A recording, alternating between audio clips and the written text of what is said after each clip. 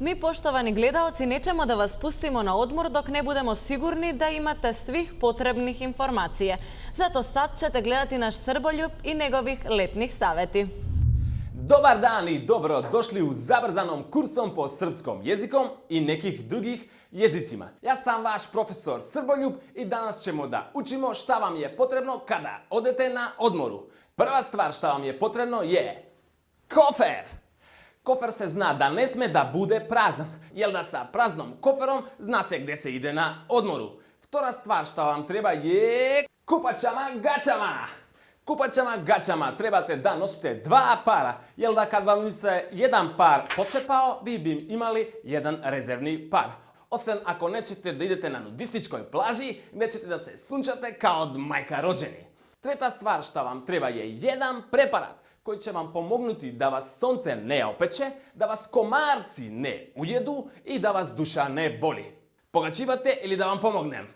Tako je, to je rakija! Rakija možete da se namazate kad se vratite od sunčanje i to odozgo na vašem tijelu, tako da rakija ima 45-6 stepena, ako je dobra i naša normalno, ona peče sa 45-6 stepena. Pa oni će se međusobno anulirati i nećete imate opekotine. Rakija možete da stavite na kožu odozgo da vas komarci ne ujede, jer da navečer kad komarci dođe, poznato je da komarci neće rakiju, a niko nije video pijanog komarca. Treta stvar kada upotrebite rakiju je kad vas duša boli. Onda posle litara i pol ili dve neće da vas ni život boli. Inaku rakija je poznata po cijelom svetu. U Grčkoj za rakiji se kaže uzo i ona se konzumiše sa mnogom ledom. U Bugarskoj se kaže rakija i ona se konzumiše sa bugarskom pasošom.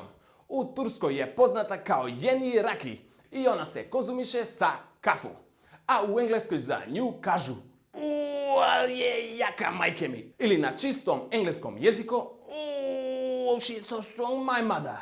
To je otprilike sve što imamo da vas preporučimo za kad odete na odmoru. Nadamo se da će se lepo provedite i mi se vidimo idući put.